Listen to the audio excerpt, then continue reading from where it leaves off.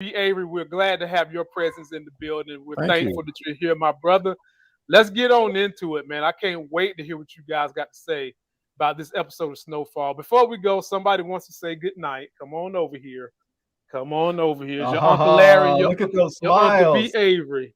You gonna say hi? Say hi. Look at those Yeah. smiles. Yeah. I love it. You want to? She's got the bounce ears. Like she's ready to go to. Today? She's ready to go to Disneyland, man. You need to take her to Disneyland. Well, you missed it the other day. She took my mic, took my headphones, and ran right on up out of here. Just like I'm running this channel. So let's get into it, fellas. I don't want to hold y'all all night. Life is busy. I want to just know from the very beginning. We're just going to start out from the jump. Larry, how did you feel about the episode overall? You don't have to give details because we're going to do that. Just how would you rate this episode overall? Man, I'll tell you, like the first 5 minutes of this episode, I just felt like it was so intense. Like it was just really, like they really set the tone. Like this is going to be not a fluff and stuff episode. This is going to be a real deal intense episode. And it was really good.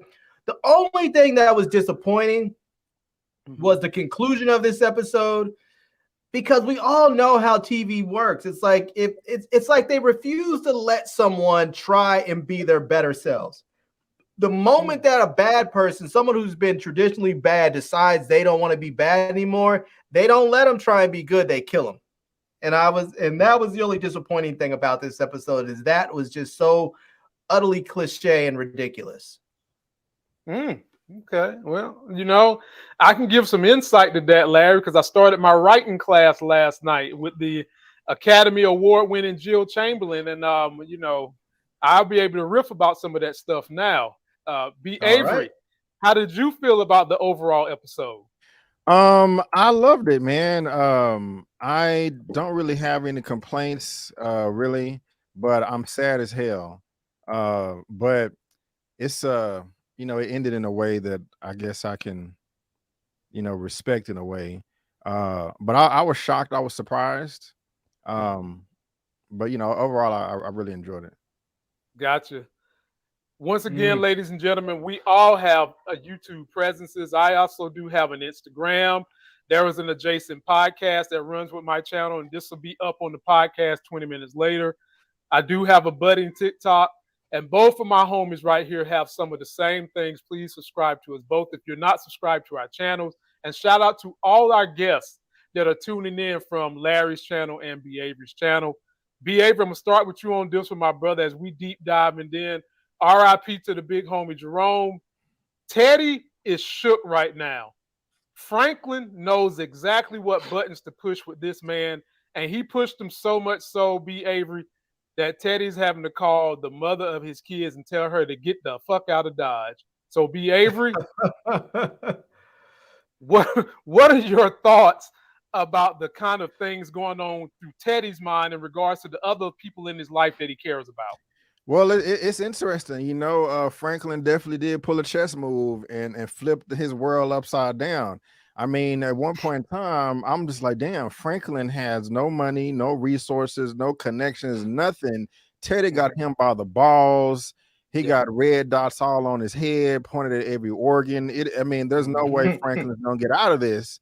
And Franklin does what he did, which I think was incredibly stupid. Really? Yes, it was moronic. I mean, I just got to talk about that real quick. I love the finessing, you know, Veronique, and what is her name? Is it Clarissa? Is that the mother's name? Cassandra. I always messed it. Cassandra. Yeah.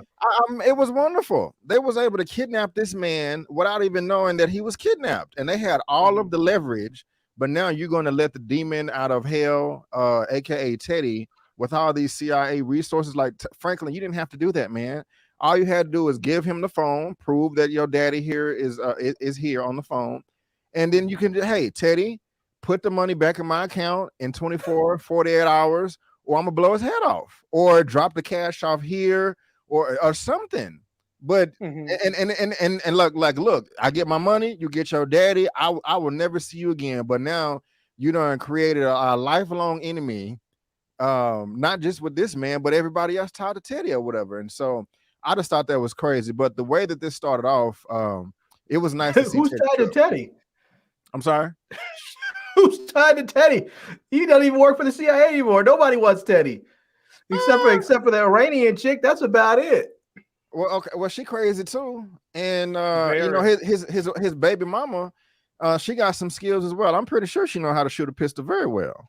And so if Franklin kills Teddy, then she gonna go after Franklin. So I'm just the domino effect was just. I mean, that was a last resort move. Yeah, but I'm loving. I'm loving seeing that Teddy shook right now, and it's nice that his world is as rattled as Franklin, and he's really even the playing field. And so, but it's also good that his baby mama, she knows what's up. She's not completely oblivious. She can take care of herself. I'm pretty sure because she's an agent as well. So. But yeah, man, I'm liking the way this thing started off. And sorry, earlier, I was trying to create a thumbnail for my part. I see it's working great, so that's pretty dope. But yeah, man, yeah. Hey, look, no, it's free balling, baby. We don't get a chance to get DX together like this, my brother. So I mean, look, everybody just know on the inside, I'm a fan of these YouTubers that are on this thing. They my homies, but I'm a fan of them. And when we get together and I get to hear everybody's opinion, I'm thrilled to have them. Be sure to subscribe to everybody. And B. Avery, I'm gonna rebuttal to you when Larry go. What you got, B. Avery? Like you about to say? No, I was just gonna say it's nice because I'm looking on my subscription feed on the other screen and I can see both y'all's live streams. So that's pretty cool. So I like it. It's neat. Dope service for anyone trying to get into the YouTube game is StreamYard. Of course, we got links in description for you guys to try it out for free. So that you and your homies and your compadres can have panelists and you all can be streaming at the same time. So, Larry, how did you like the opening of a rattled and addled touchdown Teddy calling his baby mama 3 o'clock in the morning? That's that old, what are you going to do when you get that phone call 3 a.m. in the morning? You got to hit that nuclear button. He had to hit the nuclear button, Larry. Yeah, I mean, I agree with B on one end. I don't think that Franklin needed to kill his dad. What? I mean, he has a private jet. He had the dude thinking all kinds of different stuff. He could have he had his dad thinking like, okay, I'm having a good time. This hot black chick took me to this little bungalow out in the woods. We're drinking whiskey and whatnot, dancing, having a good time. He could have just simply had said, okay, here's your dad on the phone. And then he could have taken his dad and put him on a plane, and he and Cassandra could have gone somewhere else far away and just stashed him away. And then he could have just said, you want your pops back, you need to give me my money, because if I don't get my money back, I'm going to start sending you pieces of your dad every week. Or in fact, just every day. I'm going to give you 24 hours to put this money back in there. And every day I don't get your piece, I'm going to send you a hand. I'm going to send you a foot. I'm going to send you an ear. You're either going to get your dad back whole if you do it quickly. Otherwise, you're going to get him back piece by piece. 100%. Now let me explain to you guys why I felt like they didn't go that route and why that wouldn't work. Well, mind you, I don't condone this in real life. No. Of course. This is entertainment. We get it. But I feel like this wouldn't have had worked because Teddy really don't care about his daddy enough that just holding him hostage would have worked. And Teddy probably would have sat there and finagled Franklin until he killed his daddy anyway, because Teddy don't really care about his daddy. The reason why Teddy is behaving frantically, erratically, and almost in an obtuse manner right now is because he knows Franklin is not playing. So if he would have held the daddy hostage, I don't think that would have got a fire lit under Teddy's ass because he really don't care about that dude that much. But the fact that Franklin killed him as an example of, I killed him and I know you don't care about him, but you damn sure can believe I'll come after the ones you really care about. I think that's why Franklin did it. Back to you, Larry. I mean, that's definitely a possibility. That is definitely a possibility that could have happened. The only problem with that is we could see how Teddy was actually sort of shook. And he was shook not necessarily because he has this great love for his father, but the fact that his father's death was a direct result of him. Like even when he was there talking to his girl, he said, I'm tired of giving them. I'm tired of giving to them. I'm tired of they take everything. And that's why he was like, if you just want to leave, if you just want to take the money and leave, say the word and we're gone, because I'm tired of giving and having to give and give and give. And they do. I mean, that's sort of the difference between what Franklin has and what Teddy has. Franklin is dealing with family. Like, there's a lot of emotions involved. You saw Rome and he was talking, I'm tired of trying to kill my family. And then when push came to shove, when he heard about what they were going to do to, why am I blanking on her name? Louie? To Louie, he wasn't down with that. He was like, maybe if it was some other random chick, maybe it was even not Wanda, because now maybe probably not even Wanda, because that's his, his man's and them's girl. But if it had been somebody else, he might just walked away and let it happen. But he wasn't trying to let that happen to his family. And so I don't know, man. I think the whole thing that family is involved just really shook Teddy. That happened to him, and I really think that Teddy is just dealing with the government. His backup is the government, and they don't care about him. They have goals to be met, and you are a cog in the wheel. And if you can't get it done, then they cast you aside and somebody else gets it done. But when you deal with family, there's much more involved, and that's why he was able to call for backup and he was able to call Jerome and Leon and everybody else and get all their crew together and get past all that stuff so they can run up in there and get Louie. Yeah. Good point. Well said, fellas. Well said. Larry, you get first dibs on this one. I loved every minute of this, Larry, because I've been telling people I no longer talk about this woman's hairdo. I no longer pronounce her name Veronica. Her name is Veronique or V, because I trust her. I trust her this season, and she solidified my trust. Not enough that I'm going to say she's a TV wife, but enough. She stood by her man. She told Cassandra, this man has treated me better than anyone else has treated me. And just because you done had 1,000 dicks in you that done you wrong, go on about your business. I'm standing by my man. Larry, good decision, bad decision. For her, bad decision. Oh my Lord! Really? God. Yeah. And the reason why I say she won't out the game, B. Avery. She wants out the game, and Larry swear the TV kill you. I'll tell you the reason why is because she's pregnant. Like she should say, you do what you do. You're like, it's not safe to sit next to you on a bus stop. It's not safe to eat across from you at a restaurant. It's not safe to be in your presence. You know this. I know this. I'm pregnant with your child. I'm going to go somewhere and go sit on a beach somewhere and drink water and take my prenatal vitamins. And when you're done doing what you do, whether you decide that you want to keep going for the money or you decide that you just are done and we'll come out here, I'll be here waiting on you, And I mean, the thing that gets me, I understand that. I get it. When somebody takes something away from you that you built, you don't want to just let it go. You want to fight because you're like, I built this. This is mine. You can't just take it. I get that. And I get where he's at in his headspace. But at some point, you have to say, it's not worth the effort I'm putting in to recover this. It's better to put all this energy into building something new. And between her knowledge and her smarts and her experience as a con person, and we can see that Franklin plays three-dimensional chess in every aspect of his life. Between those two, they can start an empire somewhere.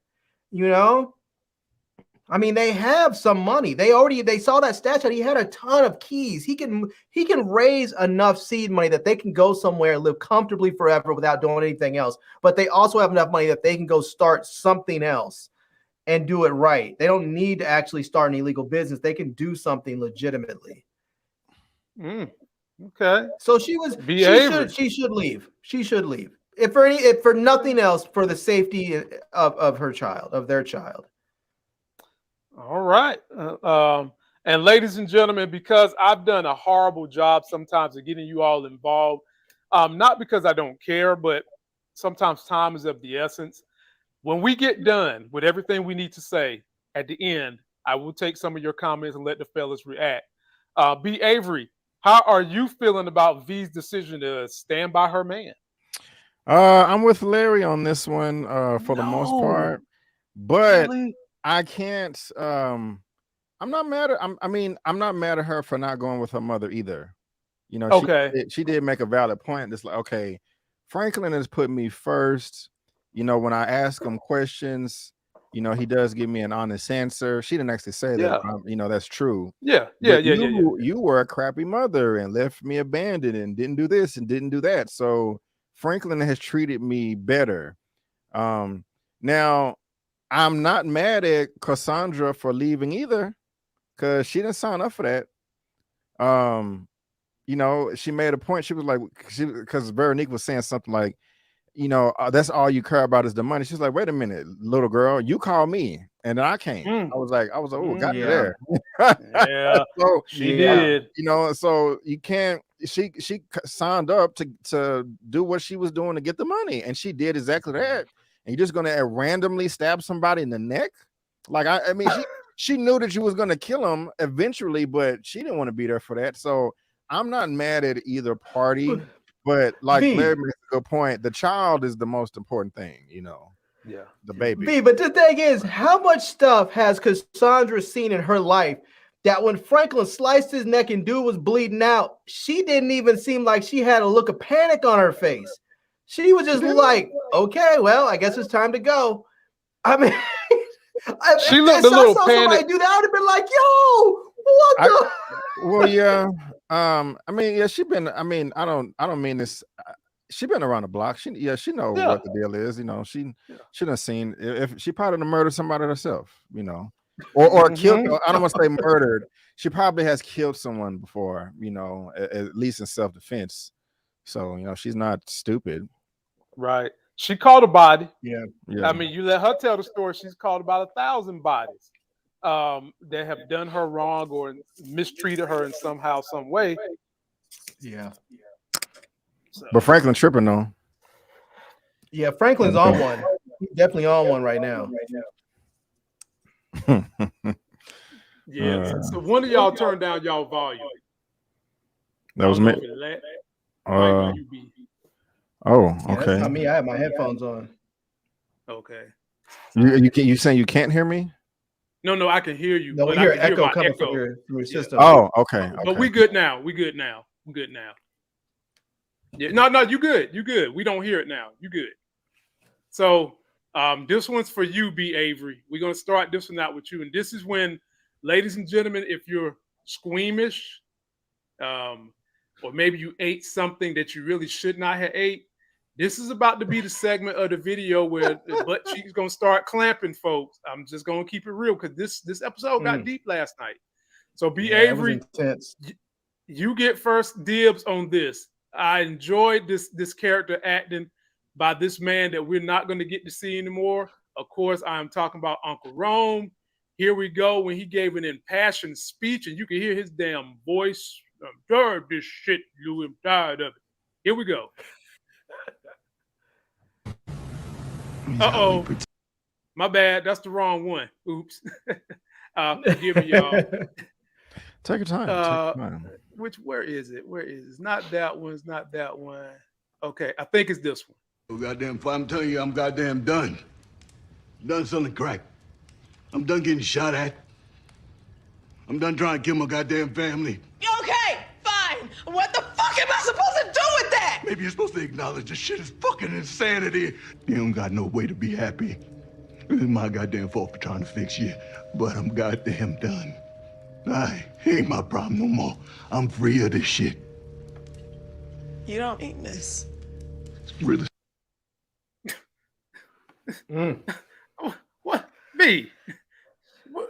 Was she really? She was serious. She was serious. Like, you don't mean it.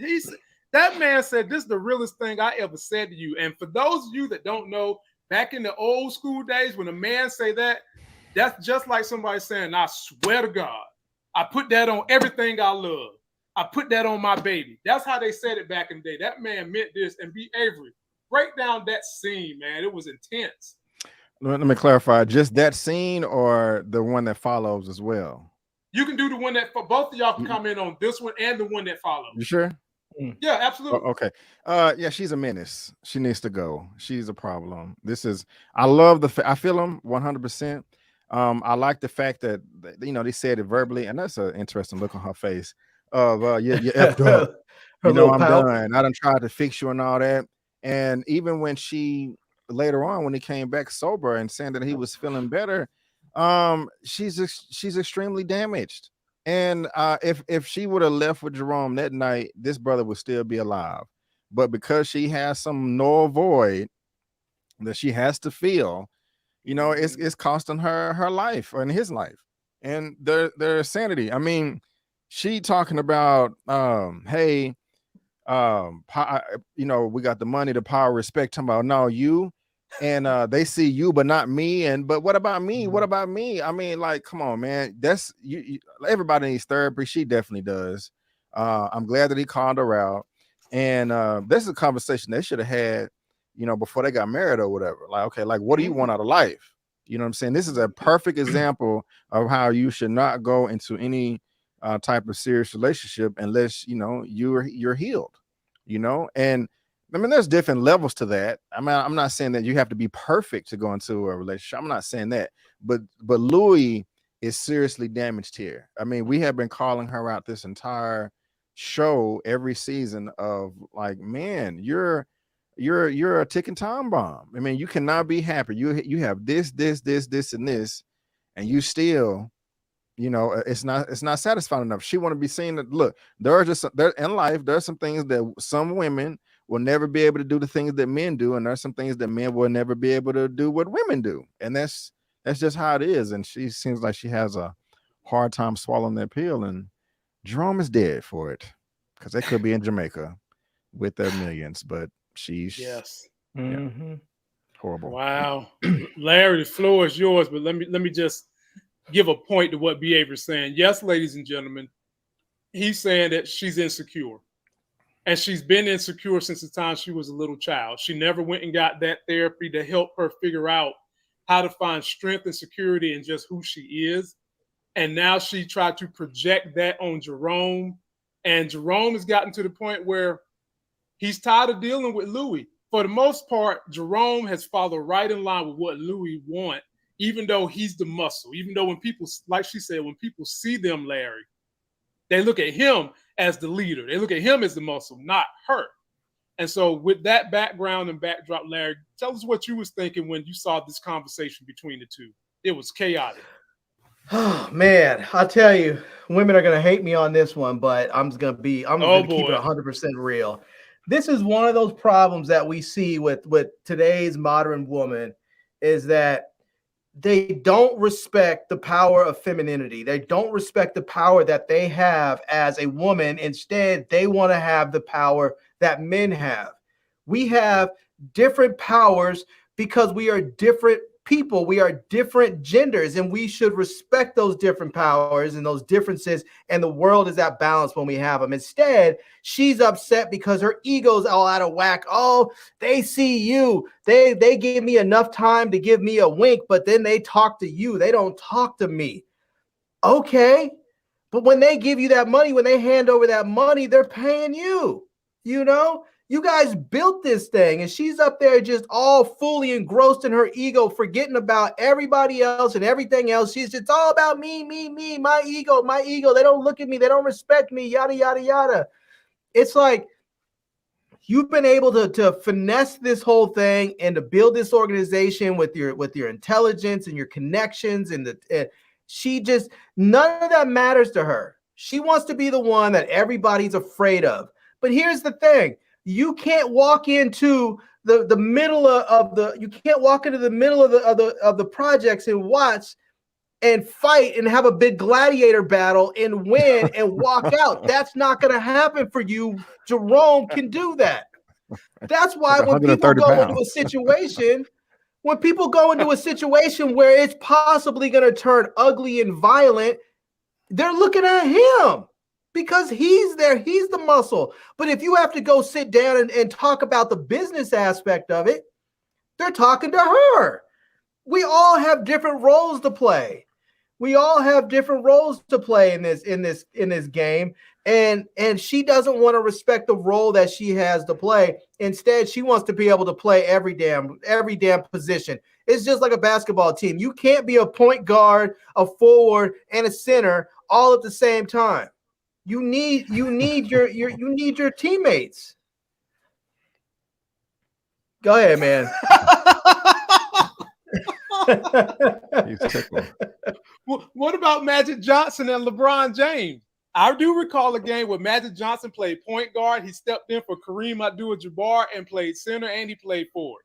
I guess, but not at the same time. Johnson. But she's definitely not that. But you can't do all of that at the same time. You still need your other 4 teammates on the court at the same time. And she wants to be everything, everywhere, all at once. She's not winning any Oscars. I got to get this one in, Larry, because it's funny as hell, from my homie, Mrs. F. She says, Larry basically said Louie is ball hogging. I agree.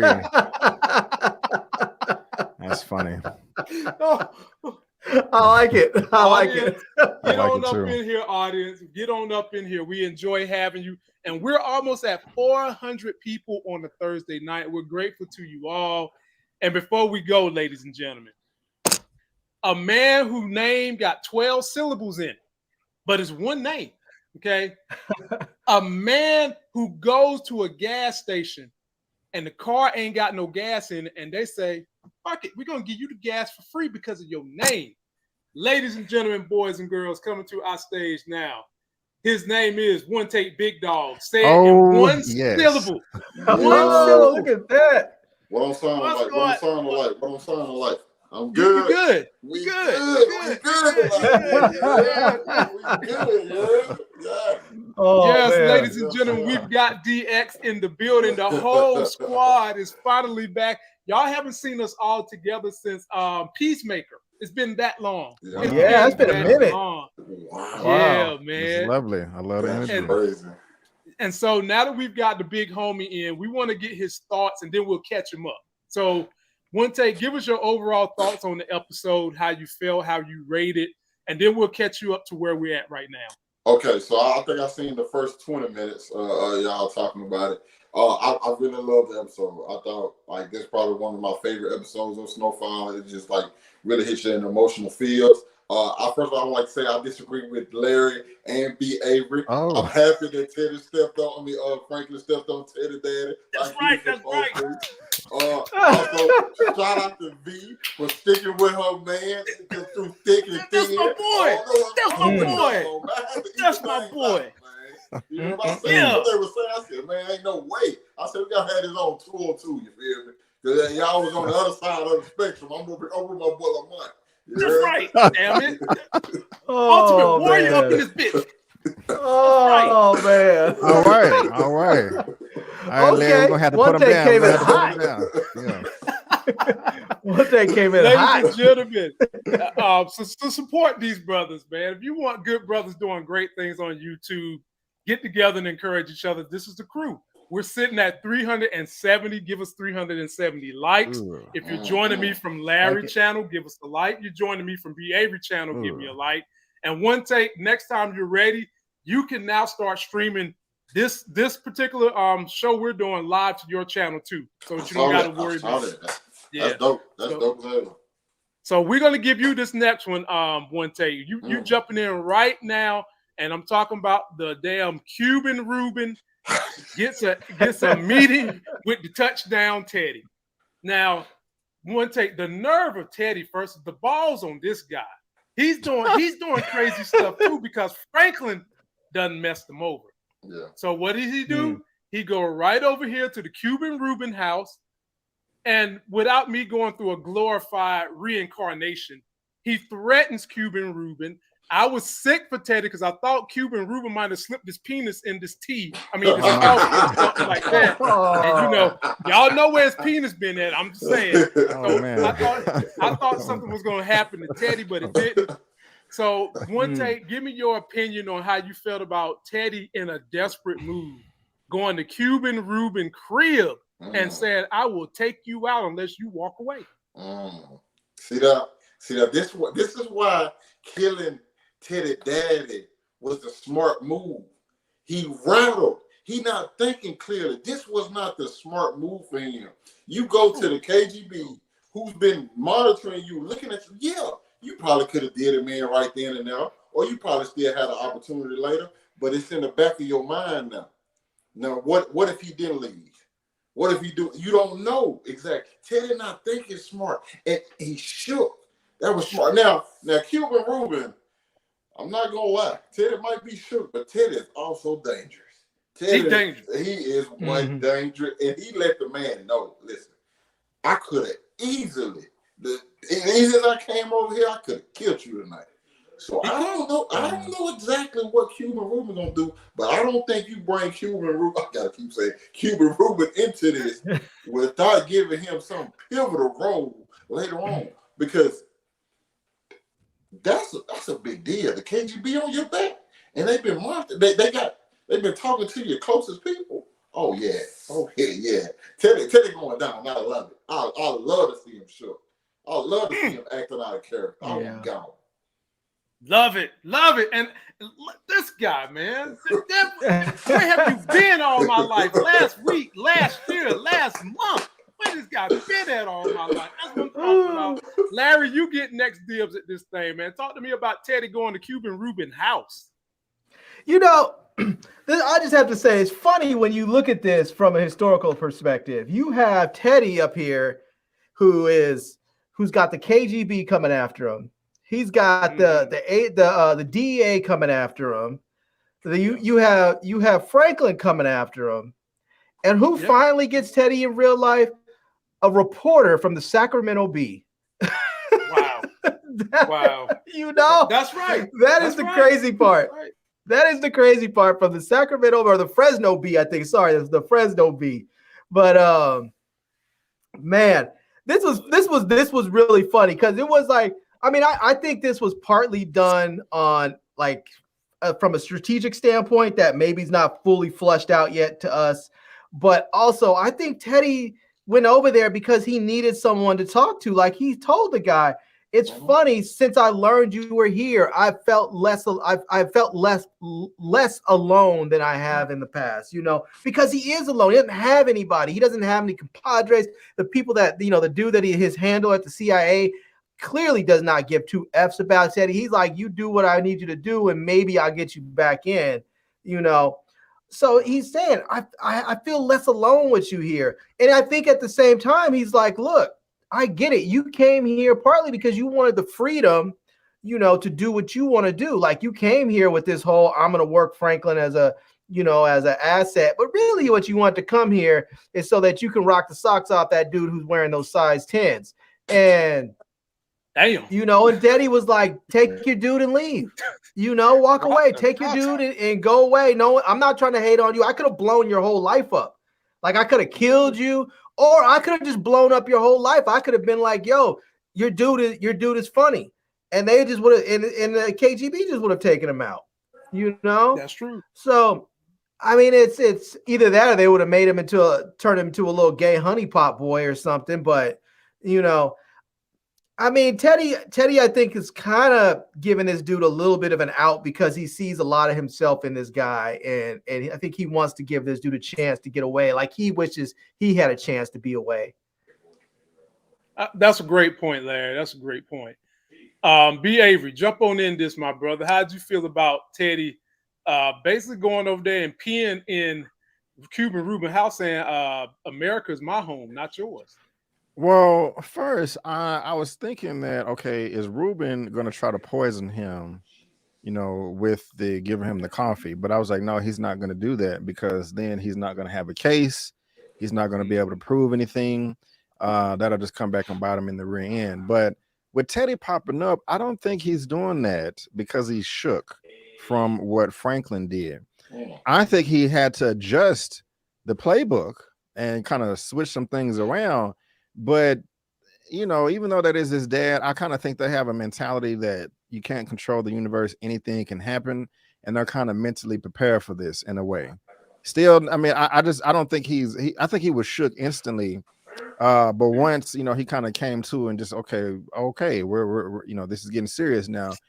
He has the right mindset. I think he's trying to turn Ruben into an ally and was just kind of filling him out or whatever. Because look, he does have $73 million right now. I mean, he can be like, hey, bro, I'll give you $5 million if you walk the F away, or you do this, or you do that. You know what I'm saying? You think I'm bad, but these people over here doing this, this, and this.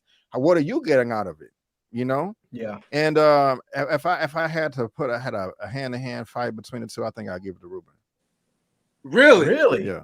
You see how Ruben run? Hell no. I don't know. He was able to get Avi though. He was able to get Avi. Man, I like, if it was guns, it was You said Avi 78. No, Ruben killed Avi. He killed him, but he didn't beat him. Avi. Sorry, yes. Sorry, I was thinking of other dude, the Mexican cat. Avi's like 80. We bought asses. Yeah.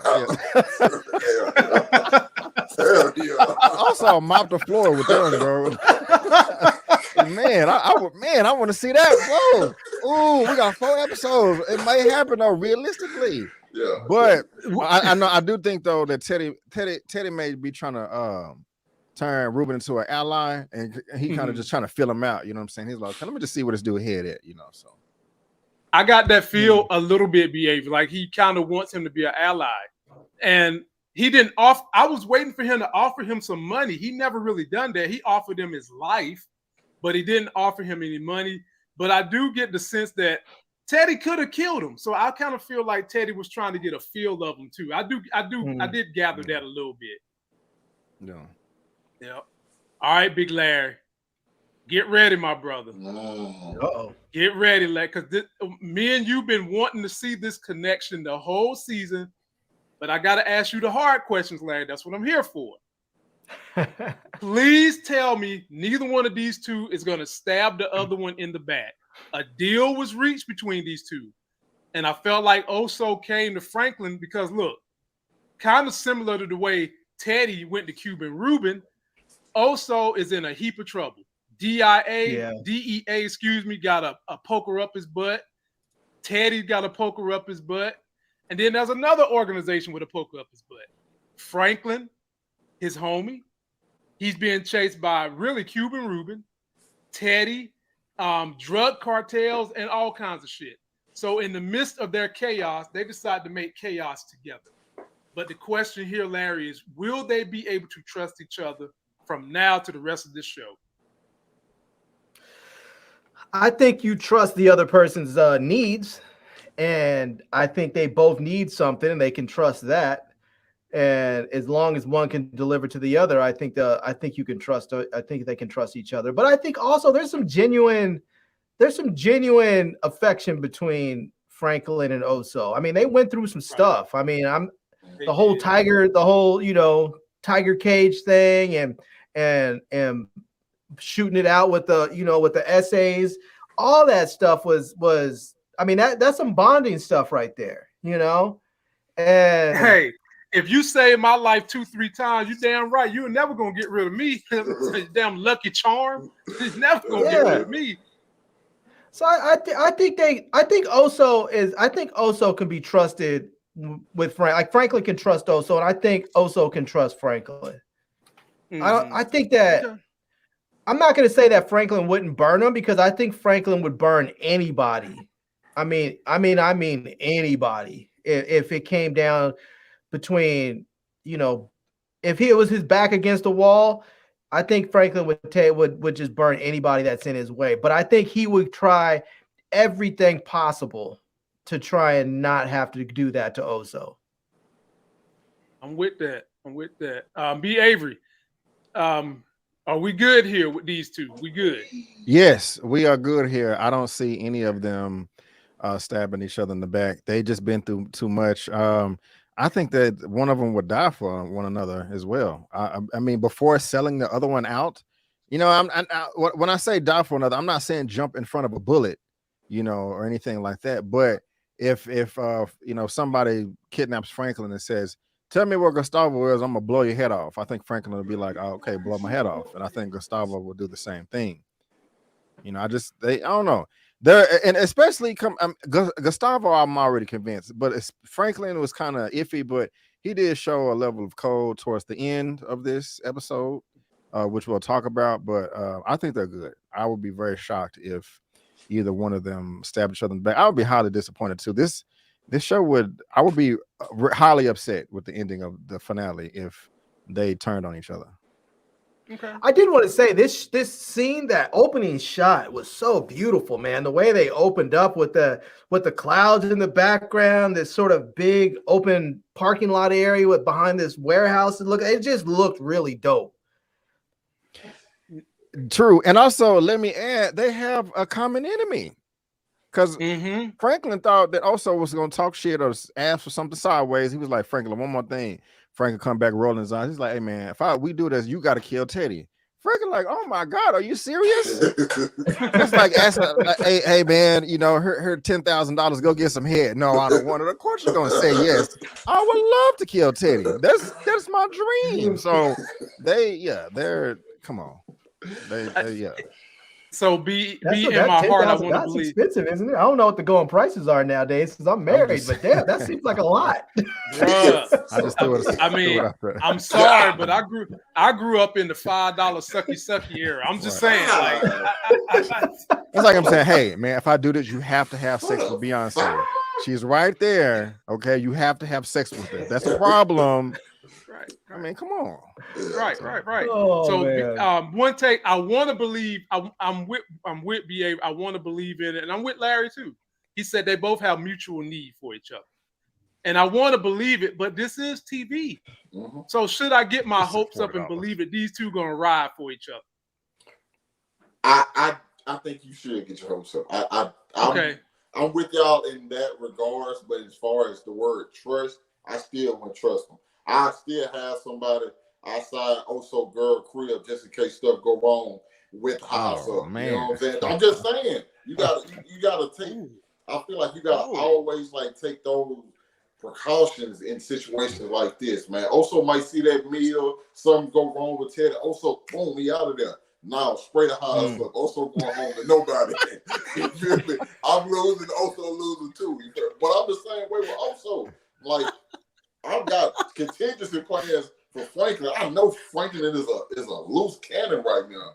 So if anything go down, shoot, spray his mama house up. Be like, hey, bro, I'm just saying, I gotta stay safe. I gotta protect this relationship because I know like what Franklin values the most, and I know what Oso values the most. I don't know. Hold on. I'm gonna push back, bro. I don't think Gustavo thinks that Franklin is unhinged. I think Gustavo adding fuel to the fire. You know what I'm saying? Because when he was talking to his old lady, she was like, "Where's Franklin?" Oh, he's killing Teddy's daddy. You know, like he. You know what I'm saying? So he was like, "Yes," you know. So you forgot what the be Avery. He didn't give no emotion in that act. Oh, she's like, because the lady was all worried, and she was all worried, and she's where? Oh, he's just killing Teddy's daddy. And he said it like all cavalier. He's just killing the hombre. He also knows the whole thing. He knows the whole story. He knows he has seen everything from every angle, and he has experienced Teddy, and he knows what's going on. So the extremes that it seems like to everyone else that Franklin is going through. True. Also, it's like this is just what needs to be done. You know, very true. Very true. But I'll tell you, out of everybody on this show, I'm hoping Oso, Leon, and Wanda make it out alive. Everybody else gets killed off, then they get killed off. And I get it. Leon has murked some people who got bodies on him. Sissy. Sissy in that too.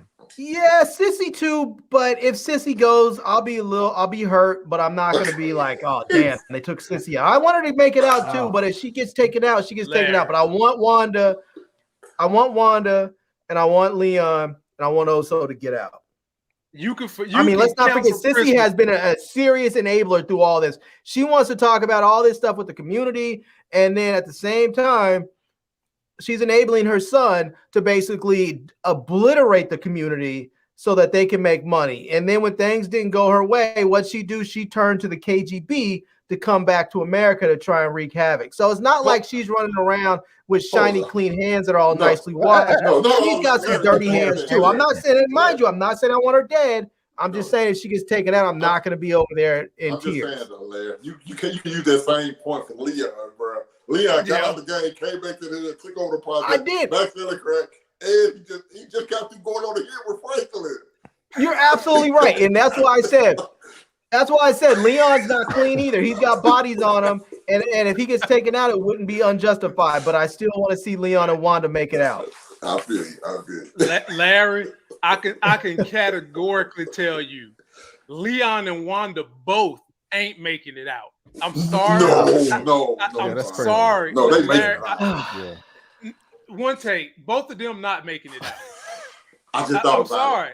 I'm sorry. I just thought about D. I just thought D still a factor. Yeah. D still a factor. I'll tell you what they should do. They should take Leon and Franklin should get together, and they should tell Veronique and Wanda, you guys, go ahead, take the plane, fly yourself to Africa, and then send the plane back. And they can sit over there and they can go eat their fresh fruit and chill out and get their hair braided like they did before and just kick it and be there and be safe until all this situation gets set up, gets straightened out. Because why do you want to have your girlfriend, your wife now, who's got a drug problem under, have her with all this stress, and have your wife who's pregnant under all this stress in the middle of a violent war that people are trying to kill you every time? Why even have them there? They better pick up Simple way. You got a point. You got a point, man. It's like half these brothers don't have passports. They're not going to go looking for her. Half of them probably never been more than 10 blocks away from their neighborhood. Yeah. Well, one thing I didn't cover that I think is a good point of reference, when Franklin met up with Leon, Wanda, and Sissy, they was in the hood in Franklin's crib. Leon's crib. And Franklin wanted to take his mama out of there. She was like, no, this is basically as good a place you can go. I actually agree with that because Teddy ain't about to come to the hood and try to start no war. The police ain't about to come to the hood and try to start. We have one dissenter. Let's let the dissenter. I yield the floor to you, dissenter. Here's my only thing. Franklin's not the only person at war. Leon is too. That's and true. They know exactly where Leon stay. If D come through with some oozes, he's shooting in the house while Sissy in there washing dishes or folding clothes. Her and Wanda both getting hit while Leon out probably helping Franklin do something. Like he's that's not the gonna do that. Who? He's not gonna do that. No, he's gonna have to fight. He's gonna have to deal with Leon straight up. He can't go to the hood and shoot it up. He's done. He wants to go back. He wants to go back there and live and work. He can't go and shoot it up like that. He's gonna have to deal with Leon one-on-one if he wants to run that place. Let me tell y'all why I disagree with that.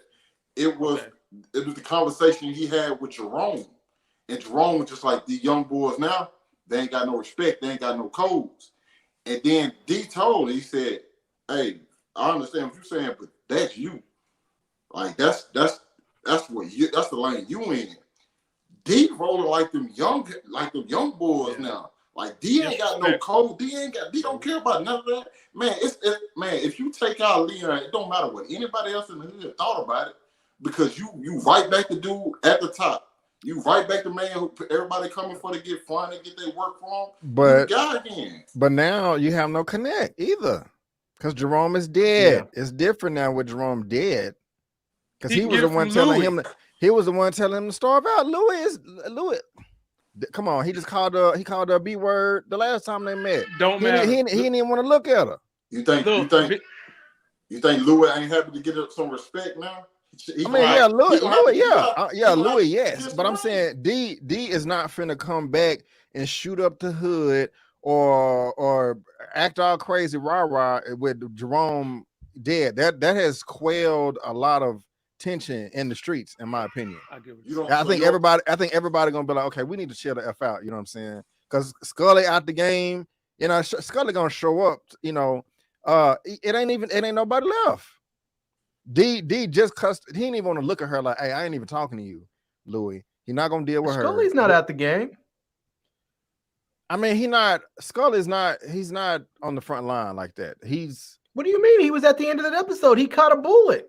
That's different though, bro. He got a You bullet in his gotta, shoulder, but no, what I'm saying is you and had to come Jerome out of was at his retirement spot for because he certain was things, making a though. drop. That's He what was I'm at saying. his spot because he was making a drop. What I'm saying is you have to come out of. Well, yeah, I see what you're saying about the making a drop, but I'm just saying Scully has a completely different mindset. Scully not, I don't think he just crazy like, okay, I'm pulling out grenades, and if you look at me wrong, we're gonna, blow up your neighborhood. I'm just saying he went to in the field because that was an extreme one-off. We can't just let this woman get taken advantage of like that. That's just that's beyond the line. I agree, but I think he's also still very much in the game. Yeah, I think D got more than. I mean, I know Jerome was probably his best plug, but even when the whole situation happened with Franklin, D could have still got another plug. You probably, instead of paying 10 a key, you probably paying 12, and it's probably stepped on him. You know what I'm saying? But I think he still had another plug. I mean, I don't. You said that he don't care what the block thing. No, he lost a straight up one-on-one fight. That's the thing. That's the code. Get settled with another one-on-one fight though? Especially maybe a one-on-one fight, but you said come up and spray the hood up. That's what I'm saying though. Like I think that part got settled with that, but like D ain't abiding by them rules. Like however I get my spot back, that's how I get it. And like I'm taking it over with force. And anybody got a problem with it, we just gonna, go to war with it. You know what I'm saying? I hope not. I just I ain't never seen that energy from them all. It seemed like D has always abided by some code of conduct. You know what I'm saying? Like because him and Leon didn't get along at first because he was a true OG, triple OG. Yeah. Because I remember Leon went to somebody's like, "Hey man, how do I connect this dude? We're not here." I don't know. I just don't see. I think he lost the fight. I think he gonna take it like a man, and yeah, I don't. I disagree with that, B.A.B. But my thing is with Dion, is he bright enough to sneak attack Leon? I don't think he's that smart. Y'all seen his example of being the leader of the hood. That was a S show. That was horrible. It was horrible from the line. Yeah. Like, bro, right? That's perfect. Yeah, that's perfect. So yeah, I will say this though: when all those dudes got together, all those guys, all those men put their grievances aside to go rescue Louie, and that's one of those things that she's not going to get past, even if she wants to. Is that this idea that she wants all this respect, and she doesn't want people winking at her. They don't want her winking at her and talking to Jerome.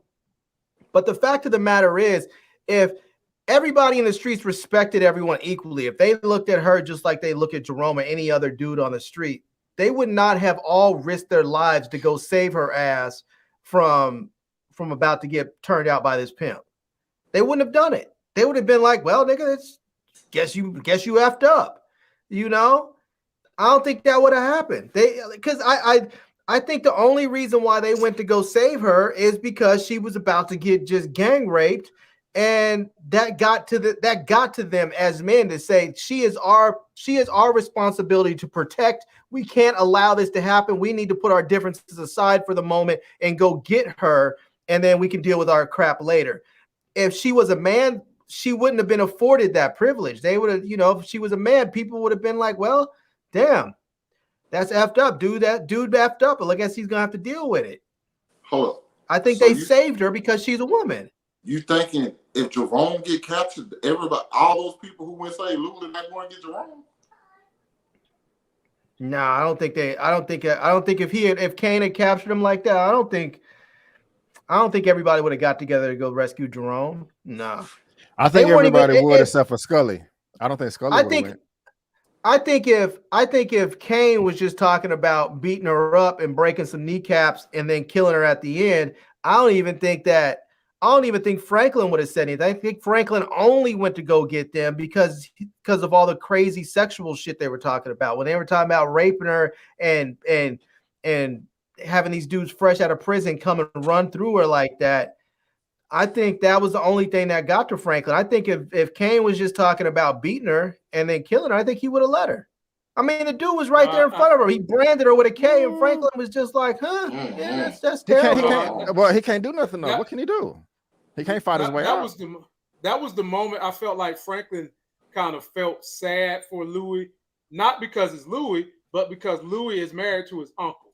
and he just couldn't stand there and see the woman that he know his uncle loved being tortured and caned and then about to get raped. I think Franklin's mind changed when Kane was putting that brand on. But fellas, save it. We about to get there in a minute. But he didn't. About to get there. Right, but he didn't say. Larry. I got you. Go ahead, man. I'm point guarding this one, baby. So, you know, just chill out. We're going to get there.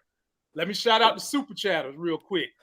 We've got that girl in the building. She says Scully will be the last dealer standing. I hope not. I hope not. I hope your premonition don't come true. And then I would be sad. Sharronda Lewis said, I enjoy your channel, but I don't catch your lives enough. Well, all you got to do is get up here, my friend, and come chat with us. We almost at 500 people on a Thursday night in this chat. I like it. That's a new record. That's a new Thursday like night it, record. Thursday night record now. The old record was 450, and we've already eclipsed that. So let's get this conversation back into the good. Be sure to subscribe to everybody's channel. We all have social media outside of YouTube. We've got Instagram. We've got Twitters. There's a podcast that comes along with us, and we all do have TikTok channels, ladies and gentlemen. Come check us out now. Come check us out. Let's see know here. how long TikTok gonna be around. It's gonna be around, Larry. Don't even sweat it. It's gonna be around. It's probably gonna be the ownership gonna change, but it's gonna be around. So this was a point of no return moment. And I'm gonna give it to you, B. Avery. I'm gonna give you this one. Because I'm sitting here saying to myself, you know, all this heat is in the street, okay? And you want to take your ass and go barebacking on a horse. Okay. You really think you about to go to the Kentucky Derby and win something, okay? So B. Avery, the horse throws her butt when the gunshot starts shooting, and the horse just said, "Oh, F you, I'm saving my skin." She's on the floor, and that's when she gets abducted by Kane's people. Talk to me about why is you out here even doing this, Louie? Your man done left you. Was this your way of stress? This was her emotional pony, I'm assuming. Yeah, it wasn't the smartest decision. You know, she also gave her gun up. Now, I don't know how hard or easy it is to ride a horseback, you know, with a pistol in your waist. I can imagine it's quite difficult. Okay, I've never done it before. Remember the Wild Wild West dudes? They used to ride. They used to have like 3-4 guns just riding off. This is true. This is true. Yeah. I'm tripping. So I don't know why she did that, but yeah, it's just her being silly. If at all, why now would you tell your guards to stand back? You know, I would want them to be on horses right behind me, you know, but that's just me. You got the money for it. So yeah, she's on an ego trip, man. Because a dude just left. They should be on the plane, or they should be landing right now in Jamaica. But she want to be at the horse place. Exactly. You right. And I don't know if y'all stood next to a horse. They don't warn you when they about to drop a poop. Okay, you just see they tail do one of these numbers and bloop bloop. Your foot's covered in smush. Okay, bloop bloop. Bloop bloop. One take. What did you think about this? This was not a smart decision. Nah, it wasn't. But I think they've been at war for a couple of weeks now, and I think this is probably her comfort place. You know, everybody got their one place they go to. Me, I'm gonna go to the movies. You know what I'm saying? I could be at war. I'm gonna go to the movie. Think about it. It was weird that she, you know, gave up her gun. I'm just like, why would you? There's no. like it's a cowboy type thing. Like you just said, like there's no way you're giving up your gun. If I'm in a war, they're not even just like in the beat. They're in a whole war. Like it's everywhere with me. It's in the bathroom with me. It's in church with me. It's everywhere I go. So her giving it up and then telling the people to stay back. I think she wanted a moment for herself, you know what I'm saying? Especially after like her and Jerome just had that conversation, and he's probably about to leave. She probably just need to like just be her with her horse just riding, just trying to like zone out. But once again, it's like you're in the middle of a war. You really have no time for anything like that. You got to always like be on point, you know. And then I'm pretty sure she's probably been here a few times since like the whole war started, and she probably thought she was in the good. Like she got comfortable and got caught lacking, and you know. Damn. God. Larry, the floor is yours. Now, Larry, did Franklin tell Kane that she be coming here to the horse stables? I believe so. That was a couple episodes back, I believe. I think he had mentioned it that she rides. She ride all right. Oh. Nah, wasn't it Buckley that gave up that information? No, I'm was sure. it Buckley? I don't know. That don't make sense. Remember when Franklin was talking to Kane, like, I know you gotta know something, and the TV was on in the background with the horse. I think. Okay. I think that's what it was. Yeah. That's right. Okay, no doubt. Floor is yours, Larry. Yeah. I mean, I this is one of those things I think where her ego just got the best of her. You know, you're in the middle of a war and you want to go take time out for some leisure time, some R&R, and all up in public like that. I mean, and you want to. I mean, it's the thing is, if you're gonna do this, go to a place that you don't normally go. Like maybe call ahead and say, "Hey, could you have my horse moved over to this place?" And then go to a different ranch to go ride, because you're going to go back to the same place. I mean, that's just like if everybody knows that you like to go to this fancy French restaurant to go eat dinner, and you haven't been there for a few weeks because you know that you've been at war, and you decide, well, it's 3 weeks, I'm tired, I need to go get myself some escargot or something. So you roll up in there. I mean, it's Larry just dumb. got expensive taste. You know, my man said escargot. My cargo 160 swiftly. It's just dumb. Like, she shouldn't have gone there. She knew. she just knew that. She knew it was just ego and hubris. It's just she got what was coming to her for making such a stupid decision. Wow. Boy, ladies and gentlemen, we almost in the home stretch now, and this is when this show it really got turned up. It's about to get serious now. So I have another video we're going to play. And then right after the video, Tait, you get first crack at this one. Kane caught a big fish. Yes, he did. And that big fish was Queen Louie, and he was beating the snot out of her, literally. He beat the vomit out of this woman. Then his nasty ass went over there to touch it with his fingers. Oh, damn, dude, you worse than Parissa. But ladies and gentlemen, take a look at this, and then we'll let Tait go first. Means how we protect our livelihood. Damn it. See, look at Franklin.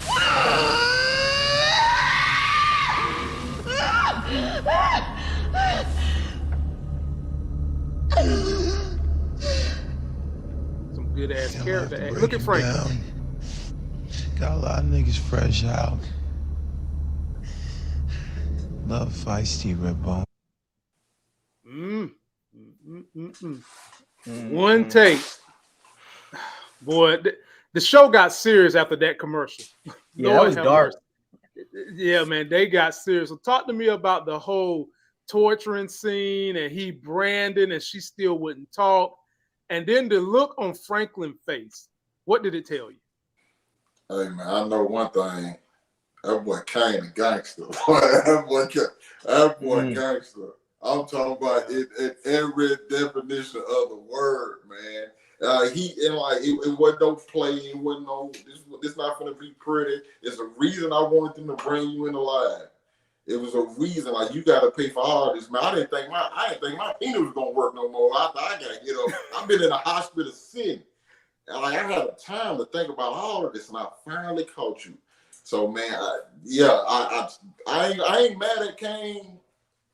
I don't condone what he did, but at the same time, based on like who his character is, I think it fit. You know what I'm saying? It's the life that they in, and like certain things happen, and that, like, and as far as Franklin goes, I almost thought Franklin had pretty much lost everything he had for Louie. Like the look on his now, I don't care. Me personally, I know the look on his face when he saw that happening to Louie. I don't think it would have mattered who it was. Seeing a person like forcefully get branded, that makes just about anybody uncomfortable, dog. Like, just sitting there hearing the scream, and yeah, this is somebody you've known for a while and had like a close relationship with. So I understood that, but don't forget, like Franklin did tell when she tried to like, make a deal like I'll give you Teddy. Like, man, I already got in. And then he left. I said, ooh, he is the coldest. But we know what happened after that.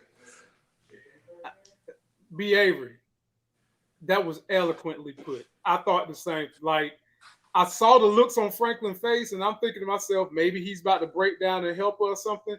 And then when he told Kane to go out, as One Take said, and she was like, I can get you Teddy. I don't need Teddy. I got him already. My heart dropped, but the floor is yours, B.A.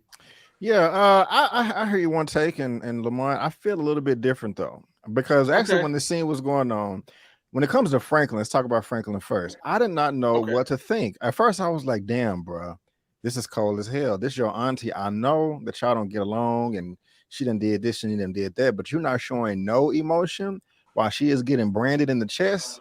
This is crazy. You are definitely all unhinged. But then I said, wait a minute. Let's look to see where he is. Franklin can't do anything right now. He has to play the part. He can't free her. Kane is not going to let him do that. He can't shoot his way out of there.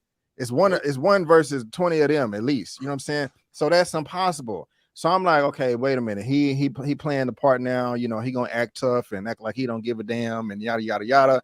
But as soon as he get out of there, he going to call the cavalry or whatever, which he did.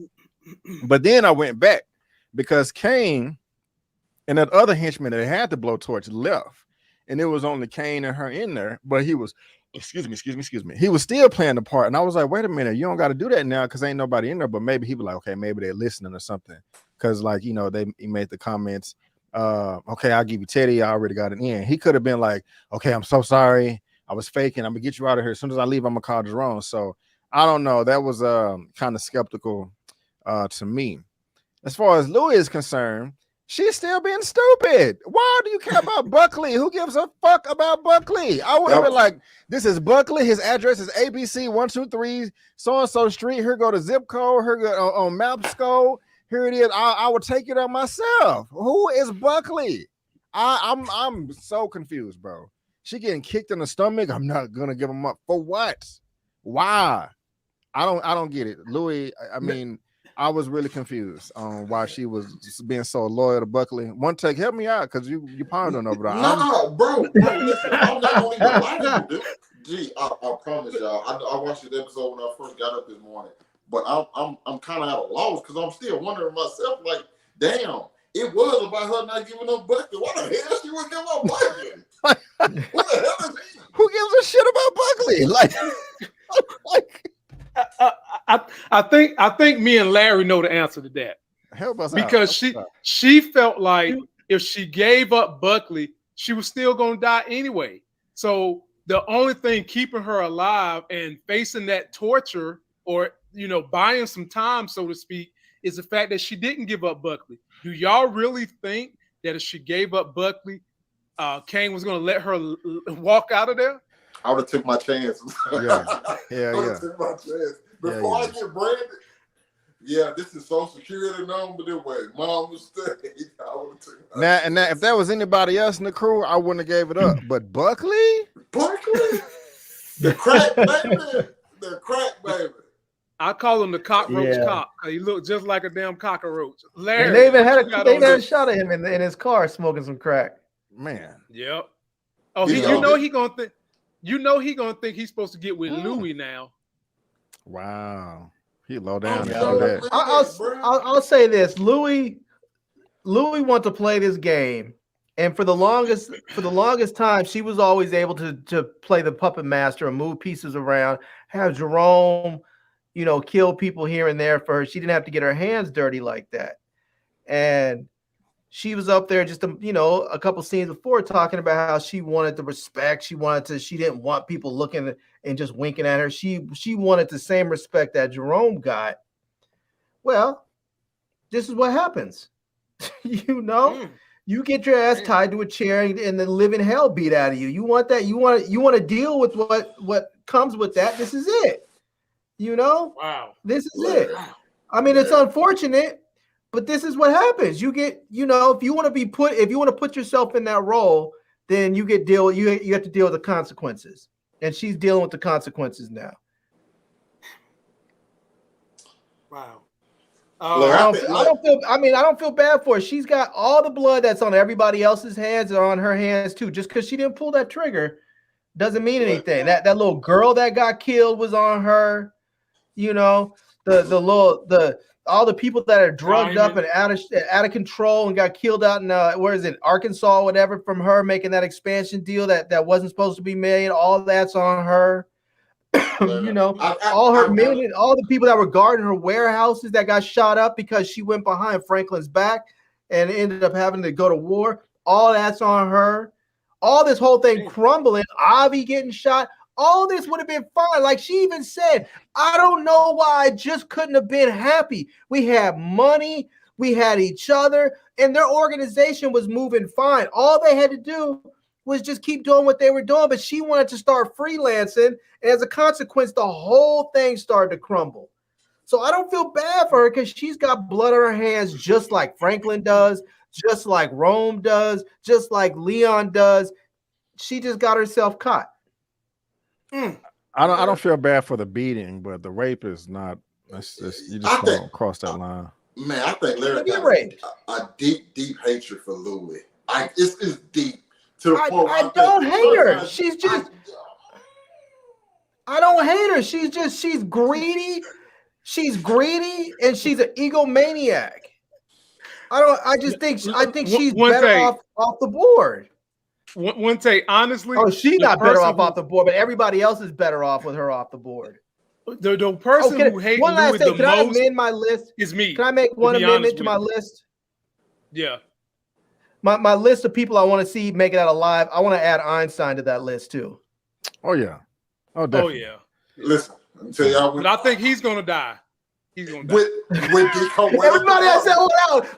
Lamont's like, "They're gonna die." Wait a minute, but Larry, these are your rules. These are your rules. I know. I don't like them though. Trying to get these are your rules, man. Look, hey, when D come wet up the projects, Einstein get hit too. Watch he getting hit. No one take that's no. I don't want that. No. Don't speak that into existence. Look, we don't want it either. Hey, we don't want it. There's not. Listen, he's in the game. It's not a happy ending type deal. No. Just because he's an innocent person and he's smart and he got potential, he got a future. That don't mean to say it's not so. Say it's not so. See, one take looks like he went to the writing class I'm in because he just told y'all why they're gonna kill Einstein because he has a choice. He's smart. Franklin tried to take him under his wing a little bit. Leon tried to take him under his wing and say, "Look, bro, you smart, but you good with these numbers, man. Why you want to do this? Blah blah blah. You know, maybe we can get you some scholarship money or something." The minute Leon started talking that positivity, like Nas, his ass is gonna die like Rick Ross. Hey, let me tell you, I hate to say this. I really hate to say this, but it's gonna be. He done applied to some school, and it's gonna be when he get that damn level. Oh no!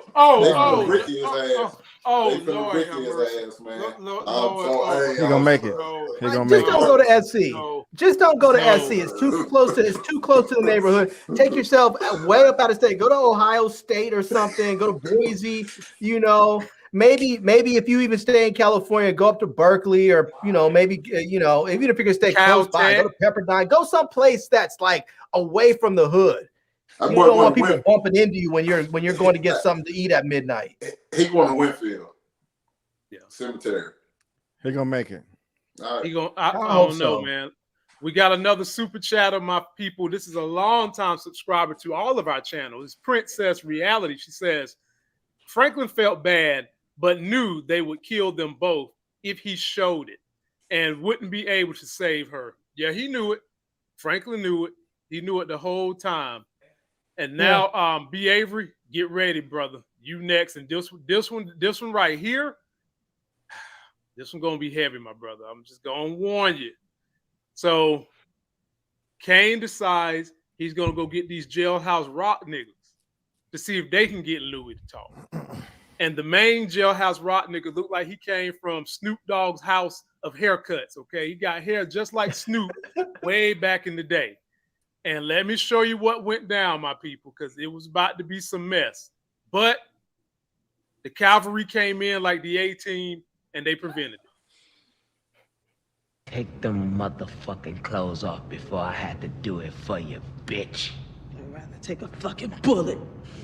They were facing her boys. With me. Somebody sprinkle a rubber on me. I ain't trying to catch that die slow. Kane still No, in he there? did. Nah, his lady paged me. I'm gonna let Kane know you here. B. Avery. This nigga put looked your like own rubber Die on. Slow already. he looked like Die Slow. Talking about he ain't trying to catch her Die Slow. Nigga. Somebody sprinkle rubber on me. How about you put your own rubber on? I want to know, what kind of relationship does he have with the man working under him? Because if they're putting a condom on this dude, man, that's the lowest of the low right there. But right. also, man, what do you do for a living? I put a condom on a pimp. You know, what kind of job is that? Well, I was gonna say, like, one thing is it should like hurt people, because I like that she called him out, like, oh, wait a minute, I see them scars on your chest. You've been turning tricks before you can probably get a hard on yourself, and that sucks. I hate that he had to go through that, but he's still disgusting, and he looks disgusting. I'm glad that all of these men died. I'm glad that he got a shotgun to the chest through the door from Jerome. And if any male out there watching this now or in 50 million years in the future, raping women or having sex with them, coming onto them, molesting them against their own will is disgusting. And you are the slime of the earth if you partake in such diabolical activities. This was a very uncomfortable scene for me. Beyond the earth, because you said 50 million years in the future, so it might be that we might be on some other planet. So it doesn't matter where you are. And the only way you do it to men too, same difference. Right. Now look at this though. Now y'all may think I'm weird or something like that, but I have seen in some type of movies or television. I think it was some Russian antagonist bad guy, and what she would do with the people that she captured. If it was men, she would have dogs rape the men. And I think it was also in one episode of Black Mirror where they kidnapped some guy and they made a pig or a hog rape him in the morning, and they recorded it. And that was like, hey, you either do what we say or we're going to upload this video to the internet of a hog raping you. And he did it. Now if somebody comes after my family, after my family, and then I would do that as payback. Like if somebody kidnaps and rapes my wife, I'll get a dog or a horse and lock you in a room with them or something like that. But other than that, it's that's gross. What the? Yeah. Be Avery. We just went off the road. I think Jennifer know what I'm talking about. Wow. Y'all, we were just riding, we were just cruising. You're completely off the rails. I got so many questions about that. I feel like I'm on topic. I feel like I'm right on topic. He is completely on top, because on this channel, any parallels you can draw can go as long as it's up for debate. This applies. It applies, baby. It applies. So B.A. was like the dogs went from humping to really pumping these dudes in the butt. Yes. That was on some. It was some show in the past 10 years. I'm about to join Lamont. I'm serious. They didn't show it. No, they didn't show it, but it was some type of movie or television show. I mean, this has happened more than once in television. You've never seen that story point where I don't need that kind of cinema in my life. Man, what is that show called? Y'all help me on the comment. Yeah, Jennifer, it's a Black Mirror episode. You see, put a comment up. She know what I'm talking about. Okay. I got you, Jen. I got you, Jen. Yeah. I got you. And in this episode, they kidnapped someone in a barn and they knocked him out. And they drugged him or knocked him out, and they had a giant, like 500 pound hog rape him, and they recorded. Now they didn't show it on the show, but that was the story was. And he woke up, and they was like, "Hey, so we kidnapped you, we knocked you out, you passed out, and while you was asleep, here's a video of a hog raping you." And of course, he's mortified. They was like, either push the policy through or do this, or we're gonna upload it to the internet. And I'm thinking of a different Black Mirror episode. because the one I'm thinking of was when like the politician dude got his daughter kidnapped, and they said you have to have sex with this pig on camera, and then everybody was in their house waiting for him to have sex with his pig, and they just so happened to drop his daughter off while he was doing that. So he never even had to do it. But listen, so that's why I don't watch Black Mirror like this. So Kirsten McCoy got the comment too. So to make it circle back around, let's say that Louie, a woman, raped my child, my son or my daughter. If Louie did that, then I will go and get a hog or a dog and have them take care of Louie. It's payback. That's the only time it's excusable. Or you could just kill her. You could do that too. You could just kill her. Or not enough for me. Okay, like, nope, okay. So if B. Avery want real street justice, you can take that same hot ass crowbar that Kane was using to put a K on her chest. You can take that crowbar and put it up her butt crack. Nope. Tyler said, "Just walk away." What has happened to this? What happened? We have the wrong. This applies. See, she know what I'm talking about too. I ain't weird, you know. You know, they there's know something what's wrong with our voice of reason in this conversation. Something's really wrong. Thank you, Tyra. Tyra, thank you for the super chat. Thank you, Tyra. Thank you for being able to super chat, my sister. And by the way, Tyra does a great YouTube channel, and she oftentimes partners with B. Avery and his brand of craziness. If you want to that was crazy, man. Hey, bro, hey, man. Wow. Hey, man. I do not piss me off. I'm letting everybody in the chat know, everybody on YouTube, do not piss me off. He going to the extreme. Don't come after mine. My goodness gracious. Rock walls, whatever he can find, man. Just stay away. Hey, one take. Remind me never to go to the state fair with B. Avery. Oh, damn. That's new meaning to your ass. Fuck. I'm not going nowhere with animals with B. Avery ever. Man. Oh, my God. Boy, oh my Lord. Man, my stomach hurting, man. I did abs today. They said he ain't playing, bro. Don't play with his, dog. Oh, man. Wow. Okay. Well, fellas, the next one, God.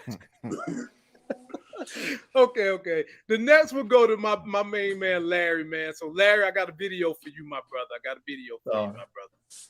The cavalry comes to the rescue. The A-team, minus having a black dude in it, they come to save Louie. You get first comment after we see this final clip.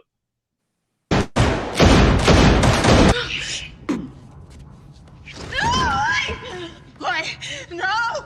Jerome! No! Stop! No! Jerome! Baby, wake up.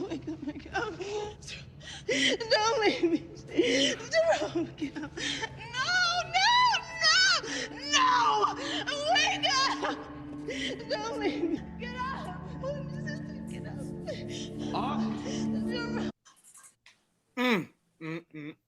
Larry, man, jeez, bruh. Did you see the looks on everybody's face? Scully was shot. He had a crazy look. Leon looked. Louie screaming and just, I don't know how she was able to conjure up such a shrieking, painful scream, but she did it. And then just Franklin sitting back saying, and shedding a tear. Larry, man, floor is yours, man. That's some heavy stuff right there, bro. That's heavy. I have two main points about this scene. One, I think Jerome committed suicide. I don't think he. Okay. I think he knew when he was in that situation, because I think Kane through his entire run that we've seen, as brutal as he's been, has been ruthlessly honest. And I believe when he said, "You take your girl and we walk away. You let me through that door, we walk away." You know, and we just call it even. You did your worst, I did my worst, and you let me go, I let you guys go, we're done. We call it. I believe in that moment. I mean, he's been honest about everything else. I believe he would have walked away and they would have called it even. But Jerome said, nah. I think he wanted to die. He already wanted out the game. He was talking about going to Jamaica. I think he recognized that he's never going to get away from this stuff. As long as he has Louie in his life and all this crap in his life, he's never going to get away from the chaos. And I think he figured either I'm going to die in this moment or she's going to die in this moment. And either way, I'm going to be free of it.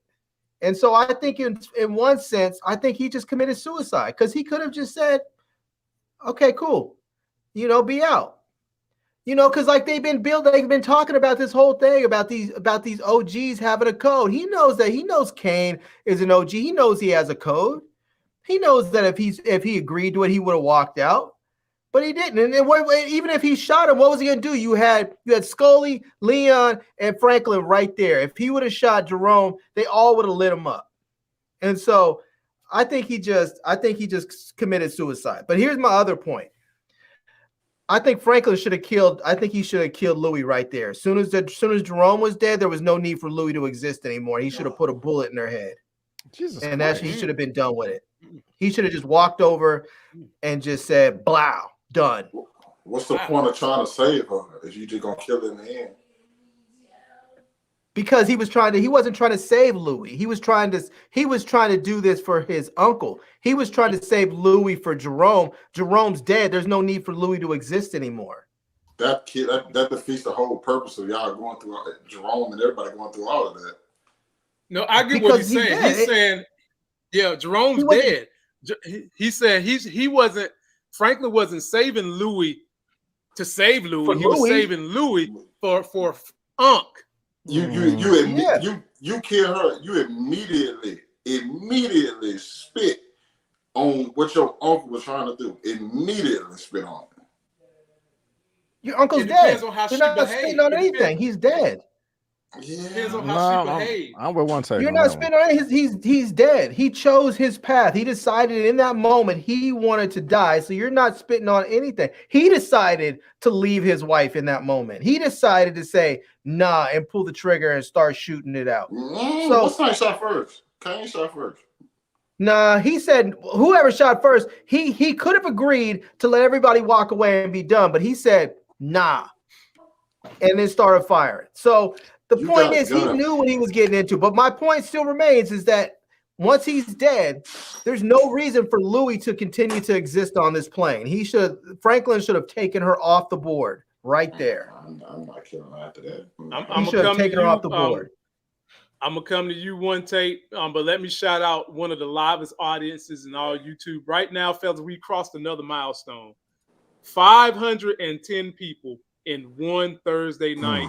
Wow, they love the DX black version. They love the black version of DX. I got to get this band back together another time.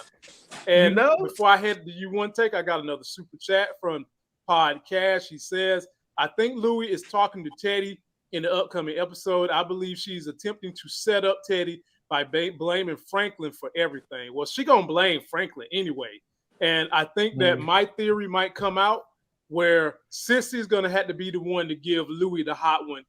The fact that Jerome is dead makes me believe that that's going to happen even more. But back to you, one take. What did you think about this ending of episode 6 and how Jerome went out, and should Franklin have went ahead and shot Louie in the head? Where you at with all this? I wholeheartedly disagree with him shooting her, especially after that. Now that was a situation. I don't care what Kane tell me, man. We just killed your people. You just branded my old lady. I ain't put my gun down. I don't care who behind me, whatever. It's a standoff. And he pushed Louie out the way and started shooting at Jerome. Of course, Jerome gonna shoot back. It was a situation. Jerome knew what he was getting into going over there to say, Louie, I can make it out, or I might. You know what I'm saying? No matter what, I'm trying to go get my, my old lady that I love and whatnot. Also, something I just gotta mention. I think somebody probably should have reminded Scully that he was shot, because I still to this day don't think Scully knew he was shot. Scully was just on there chilling, whole bullet hole in it. He was chilling the entire time. Maybe he was on some of the drugs he been putting. He was on the mushrooms. I don't know, but Scully was straight. Scully's on some other level. Man, He's on a different level. I'm looking like, ain't that in your heart? But cool, whatever. But that whole Got to get that bullet out your heart. That when Louie on the ground, right? Get that bullet out your heart. Yo, when Louie was on the ground and screaming, even when you just played it, like it gives you chills because like that was some great acting. And then I love how they did with Franklin. It was just like you get no response, you just sit on. And Leon in disbelief is just like, man, I'm still in this. Like, why? What the fuck am I doing, bro? I'm still in this. And then Franklin in disbelief, he shed that, that long tear, just like, damn, bro, what have we done? Like, this is what Jerome was talking about the entire time. At the beginning of this episode, this is what Jerome was talking about. And then, unfortunately, this is how it ended for him. Before he got a chance to get away, go off and do something else, live a better life, stop selling crack to all these people. It just caught up to him. You know what I'm saying? Dang. It's sad though, but man, that was shout out. I seen your video earlier, Lamont. Shout out to Eman, Joseph. Yeah, fantastic, just fantastic work.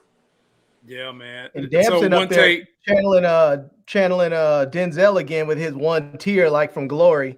You know, Larry, that wasn't nothing but spit he put on his finger and went like this. Don't do that, Mike. Don't do that. No, I'm just playing. Like, B. Avery, you get the last word on this whole thing, and I'll say this to one take. Yeah, I met Amin and I met Angela, and I love them both. When I tell you these people are cool, they actually let me sit down with them, eat. Like, I mean, they cool as hell, man. Like, for real. So when I'm critiquing them for their acting, I keep wanting to call them by their real names because they made me feel that ingratiated to meeting them. And we wasn't even talking about Snowfall. I mean, we didn't even get a chance to talk about Snowfall. But they are like that, people. So Angela Lewis, who plays Louie, and Amin Joseph, who plays in real life, these two, or at least the time I met them, were two of the coolest MFers you're going to meet. And it's hard for me to talk shit about Louie, but I mean, she's the dragon bitch up here, so I mean, it is what even though I love you, Angela Lewis, B. Avery, you closing, baby. You closing us out. Talk to me about this ending scene.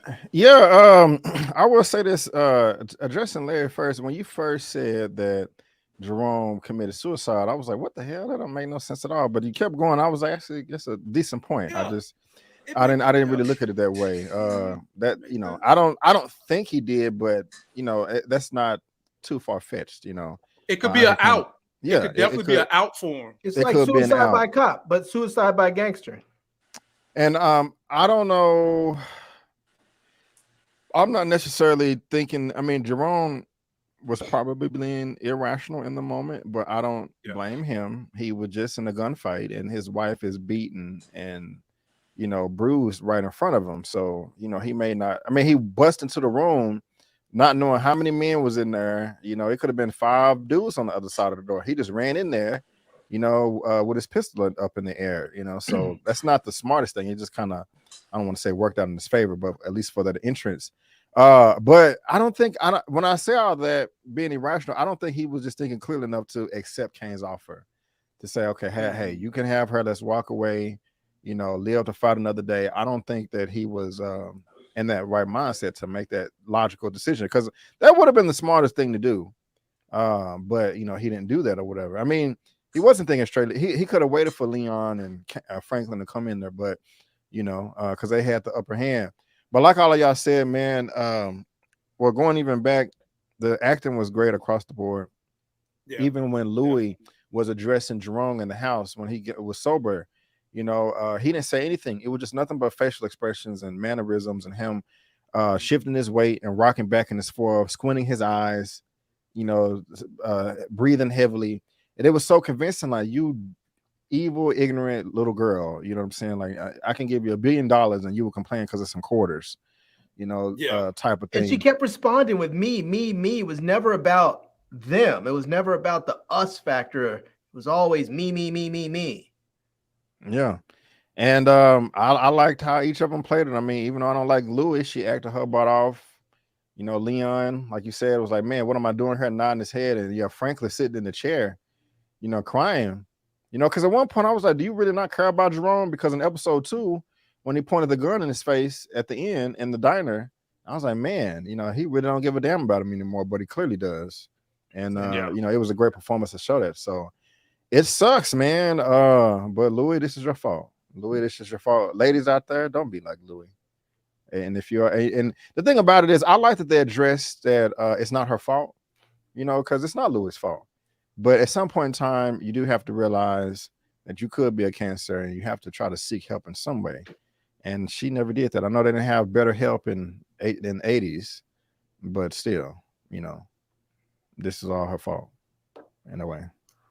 Wow. Wow. Ladies and gentlemen, I don't think we can do any much more damage tonight. I think we've taken this show upside, downside, in between, and broke it down. Great show, fellas. You guys, when you guys get together, man, something special is going to happen. You took my channel to a record for a Thursday night. I appreciate each and every one of you for making this happen, because you guys are so great. You guys deliver such outstanding content. You give such great explanations for when we are talking about these different points of the show. And I'm grateful to you brothers, man. Be sure to subscribe to these brothers. They put out great work. And hopefully we'll be back next Thursday if we can all get the band together again and make some more music. So before we get out of here, B. Avery, what's good on your channel? Do some shouts out. What's good? Tomorrow at noon, my American Maroon video will be coming out. Tariq Nasheed's 8th documentary film. I think is one of his best ones. I loved it. It's something that all Black people need to see, I think. And so that's tomorrow at noon. And also on Saturday, I will be going live at 4 p.m. CST for the exact same thing, to interact with everybody that's seen it. So you guys subscribe. Watch it? I think AmericanMaroon.com or FBAstream.com. Okay. Gotcha. Yes, sir. B. Avery, are you going live Sunday too for your movie news roundup? Yes. Oh, also Sunday, I will be going live 6 p.m. CST for movie news roundup number 99. 99. Wow. Ladies and gentlemen, go shot that brother. So that means his C-Note show is going to be like a big jamboree, man. Yeah, man. What are you going to do for a blowout? We're going to have to see, man. We're going to have to see, Looking forward to it, though. All right. That's right. But before that, we got to have a big blowout on show number 99. So, ladies and gentlemen, go check my man out. And Big Time Larry, what you got going on your channel, brother? You in the TV business now? You done got a TV stream up there now. I know, right? I haven't done this in a minute. I have my, I do my weekly haul videos where I open all the products I get and such. And I think that those won't be going for too much longer, because I think I'm moving up out of the tech review space. I think I'll talk about tech in a different way somehow. I think I'm gonna do some more vlogging, but I think the tech review stuff is gonna be put aside as soon as I finish the products I currently have. But I will do my weekly haul video tomorrow at 7:30. So that's what I normally do. I try and get it in and done before the rest of the brothers go online, so it's a little bit earlier than some of the other folks. And that's Eastern time, by the way. So if you're on the West Coast hanging out with Franklin Saint and the rest of the crew, it'll be 4:30. But out here, it's going to be 7:30. So, man, I just have these more products. It's just more products that I have to finish up. And then, I've been doing a little bit of vlogging. I went to this Amazon return store to check that out. That was a fun video. So if you haven't checked it out, go see it. Went bin diving. And, I'm just going to try and make some more time so I can hang out with these brothers online a little bit more and come up on some more of these live streams. So I was trying to keep my head down for a little while and do my thing, but I'm gonna pop my head back up and get back to work and do some more work with you all. Yeah, well, we appreciate that, my brother. And ladies and gentlemen, I will not be going live Saturday night for Power. That's going to be tomorrow night, 9 p.m. Eastern. And I will try to get the trailer breakdown for episode 3 up before we go live, so you guys kind of have a small idea of what I'm thinking. So come back tomorrow at 9 p.m. and just keep your alerts on to see when I drop that Power episode 3 trailer breakdown before we do the review on episode 2. I'm Lamont. The brother down there on the bottom is B. Avery, just my opinion reviews. The brother up top is Larry. Today I feel like we out. Until that next Sexy as Hell video, we'll see you. Peace.